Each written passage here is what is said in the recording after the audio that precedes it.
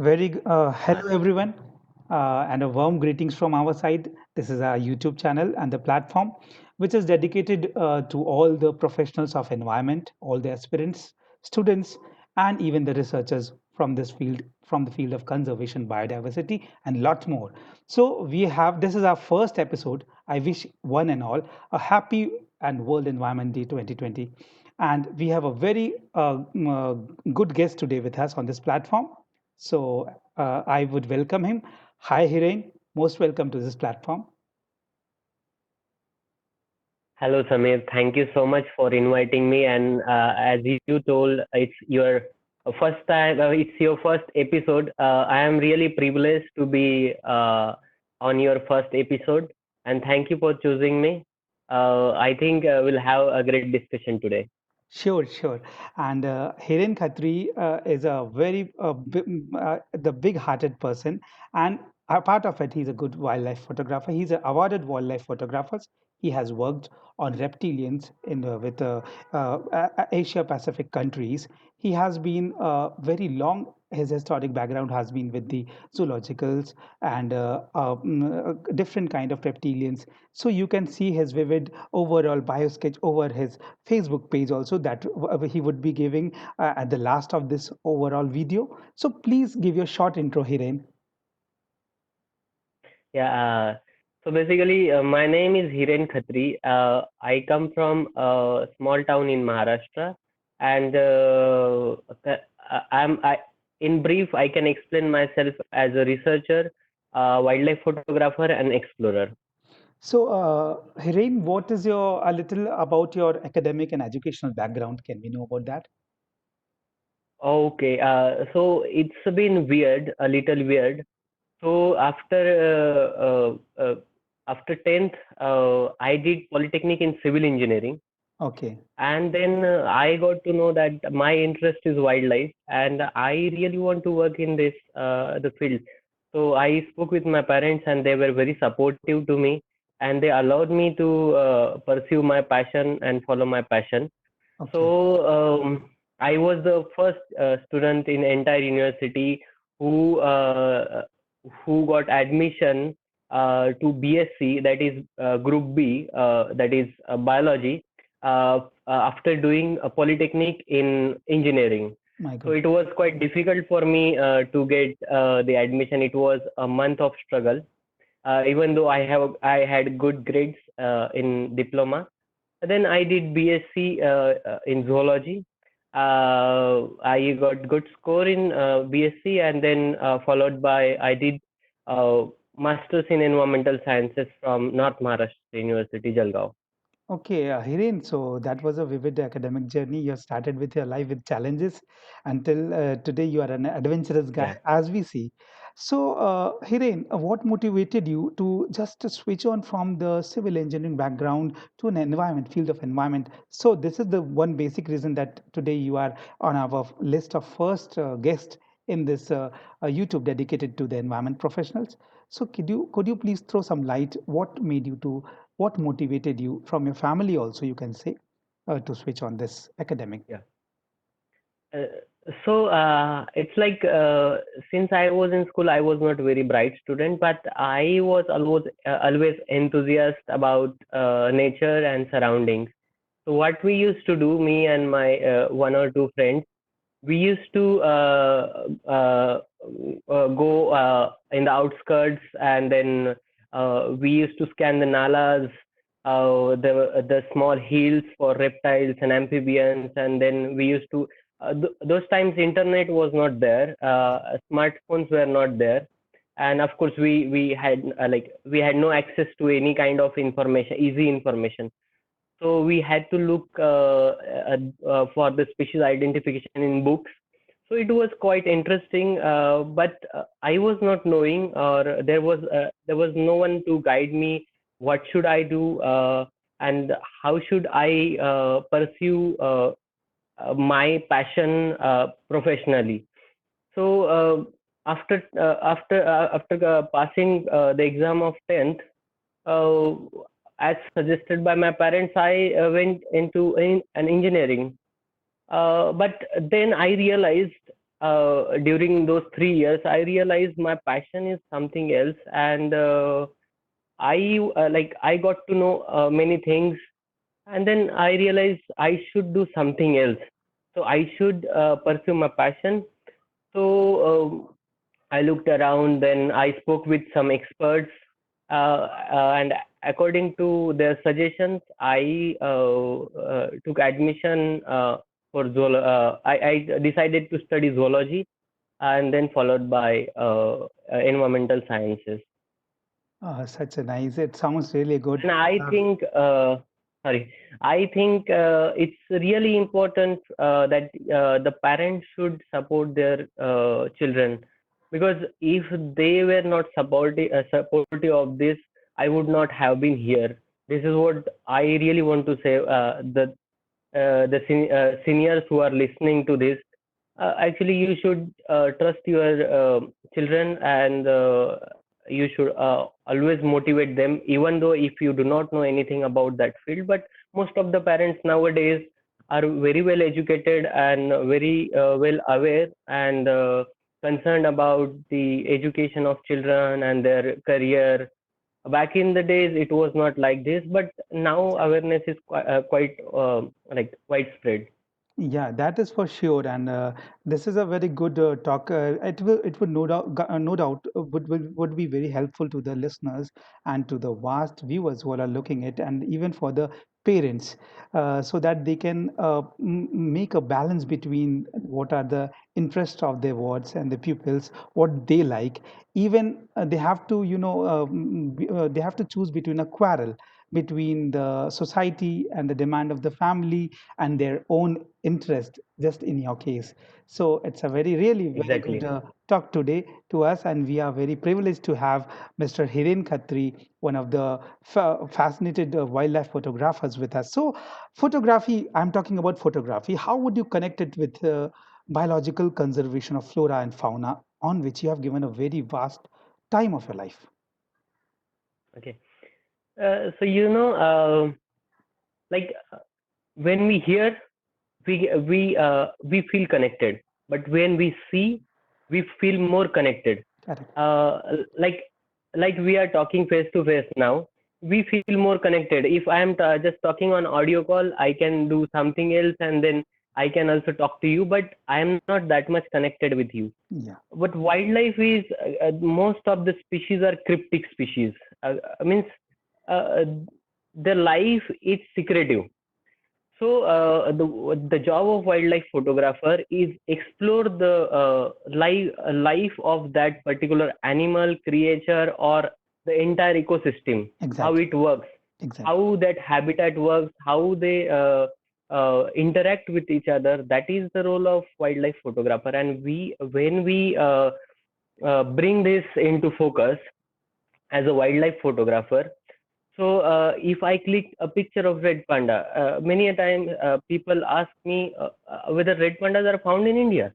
But since I have posted a photo on Facebook, Instagram, Yeah. then people are getting to know when I describe the information of red panda, where it is found, and it's endangered animal. Then people get curious. Oh, it's very cute. At least when I mean to say, you have to connect people emotionally to the wildlife or the creatures. This is very important, and wildlife photography does that. Okay. So for example, a recent example, it's not a professional wildlife photography, but still, uh, online, she was being fed by the pineapple stuffed with the firecrackers, Yeah. you know. So and she died, Yeah, and that's it very went desperate news. viral. Yeah. uh, okay.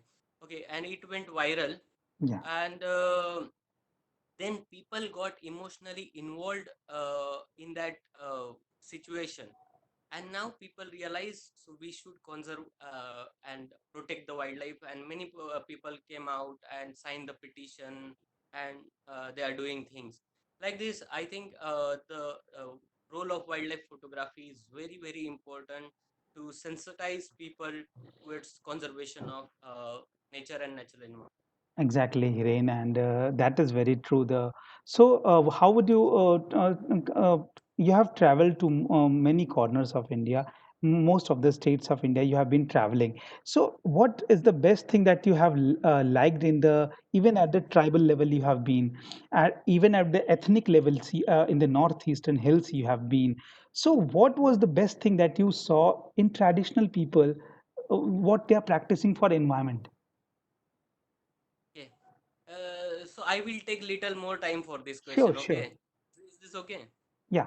So I have been working in Arunachal Pradesh since last 2 years, and I have spent at least I can say 150 days in the field. And in Arunachal Pradesh, it's a small landscape, but it's very diverse culturally as well as biodiversity. City. So there are 26 different kinds of tribes in Arunachal Pradesh, My goodness. and there are 110 sub tribes. So they have their own languages and their own culture. You can easily see the way they are dressing, the way their hat is. You can identify, okay, this person belongs to the Nishi tribe, this person belongs to the Adi tribe, this Okay. person belongs to Idu tribe. Yes. So it's very easy to recognize, but their languages and dialects are very different, and even the way they build their houses are different. So I got to learn a lot about the culture and the diversity. So I'll just give you an example about the conservation. Northeast is infamous for the hunting of wildlife, but it's not just about hunting. There is also cultural practices where they through which they conserve nature. Okay. So back in the time, they were hunters and gatherers. Yeah, for sure. Uh, it's natural conditions over there. They have to hunt and gather Yeah. for the food. But the practice is in I'm talking about Idu Mishmi people. So they consider tiger as their elder brother, and when they go on hunting, if they hunt an animal, so they have to follow a taboo. So suppose I'm Idu uh, I'm Idu person. Okay, so if I go on hunting, I kill a animal. Okay, I kill a deer and I come back home. I cannot have bath for 5 days. I cannot wash my clothes for 5 days. I cannot go to anybody any other to any other household, and I cannot even sleep with my wife. And I have to follow these taboos because I have killed a life. Oh, So they have been compensating in this way, and the conservation is going on because of these taboos, the hunting is limited. But now, what is happening? No, the population is increasing, and young people are not following the taboo. yeah, yeah. And if the tiger is dying, uh, whether it is killed due to some reason or if it is died, they perform the same rituals which are performed for the death of a human being. So they have a name for each species, and how the cultural importance of each species in their culture, and how each and if even if they hunt the animal, how each and every part of that animal body is utilized. Nothing is waste. So really, that is a very big, beautiful picture, really. And I was just like I reached in the Arunachal Pradesh forest, and I could see those tribes, vivid tribes, lot of diverse habits and their cultures, and that is the biggest reason also here. And I think that they have, you can see the diverse climate resources they have saved in northeastern part of the country, in Kerala, and many other states like Chhattisgarh, even Odisha's turtles. You can see few things are saved if they are related to our ethnic tribes or our basic cultures. So Exactly. this about your this talk that you have given just now, my question, we have a very good takeaway in this question that we can learn things from these tribes, ethnic people, and their practices. We shouldn't only go see that they are hunting or not. That was the critical condition of the geographical location wise. But yeah, the customs have saved hills, saved these forests, saved all the rich diverse areas we are looking in the India. So, Hiren, it's a really very good to talk to you. So, can you tell us something about your hometown, and the place from which you dwell to, from which you have came? You are a gift to our nation. So, please throw some light upon your state, Khandesh region. Um, so I come from a small town in northwestern Maharashtra. So it's bordering with Gujarat on west, uh, and on north it's bordering with Madhya Pradesh. Okay. So it's Dhule city. So in Hindi you can call Dhulia. So my education, like my primary education and even my college, I have done it only, and then my master's is from North Maharashtra University. So we Dhule fall into the arid zone.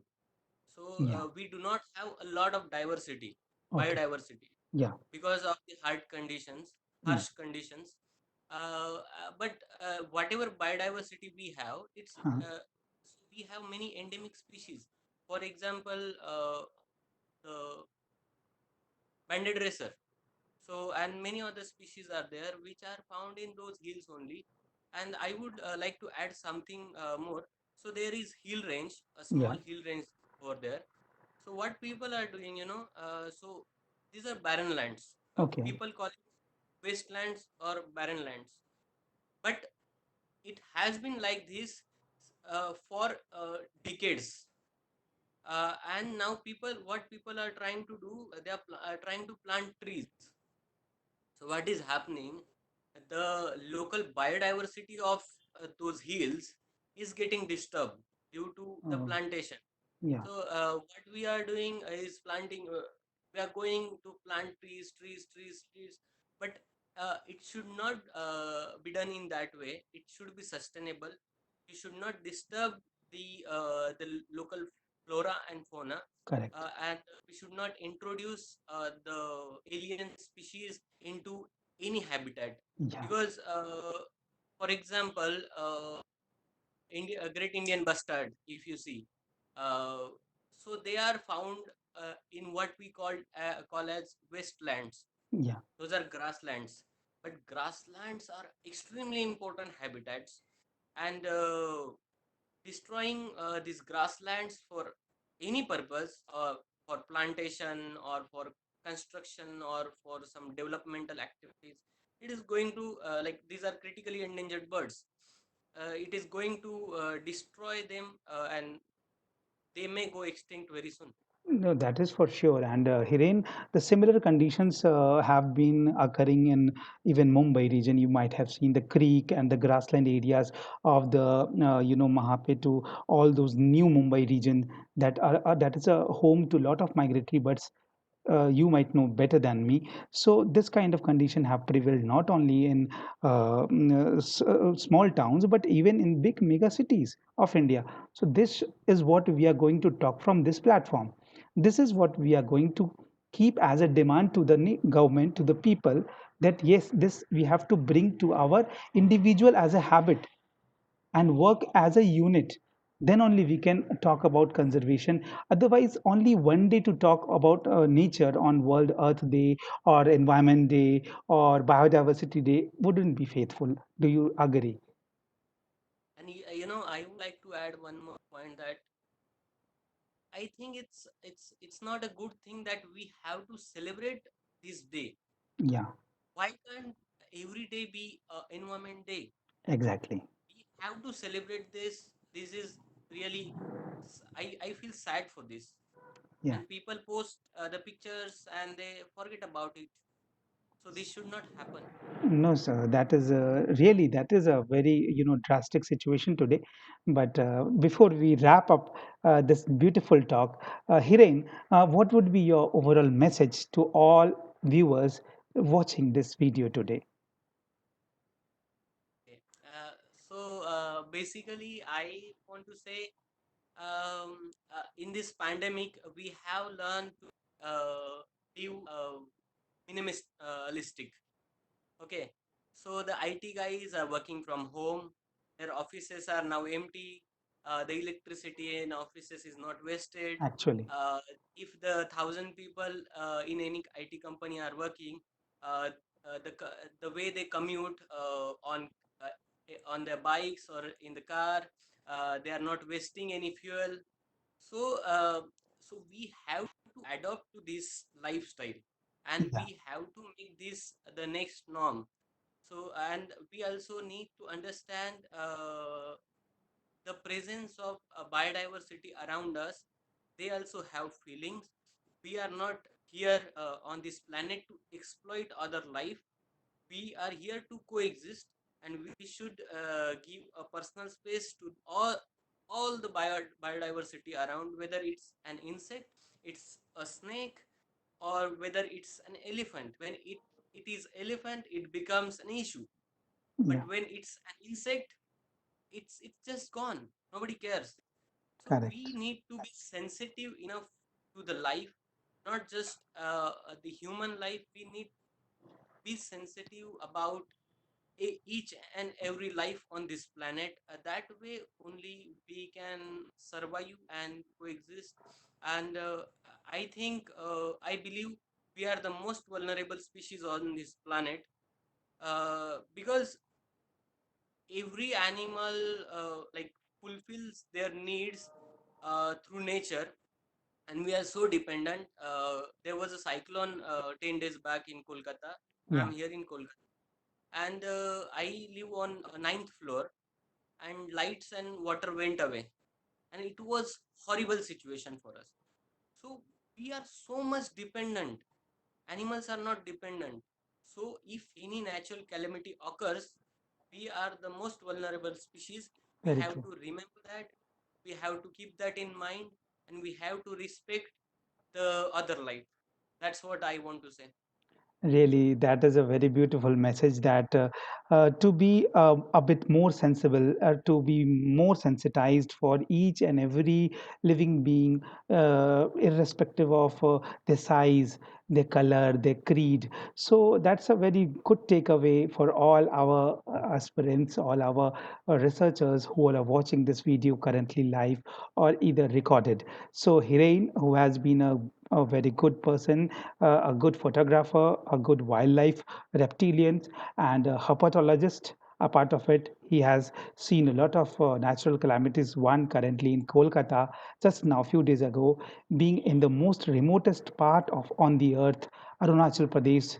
Such fields he has been there, and this guy, I would be very happy to say that our first episode before you all, that he is our guest today, and he has given and his overall experience throughout his journey of his academic, his childhood, and even the balance what he taught us today and what he spoke between us, that how we have to be more sensitized and the new norms we have to learn to live with this. Thanks a lot, Hiren. That was really very great to have to talk to you. Thank you so much, Samir. And it was really my privilege to be on your first episode. And I really want to thank you, and I wish your channel grows and you reach up to maximum number of people. People get inspired. I know I'm damn sure that many of the great speakers are going to speak on this channel, and uh, people are going to learn a lot. So don't miss it. Sure. So thank you. Thanks, Hiren. And thanks everyone who is watching this channel. And please do not forget to like and subscribe this channel. And this would be we would be posting one and the other videos, which will be linked with many resources, just like the one today we talked to. Thank you so much, everyone.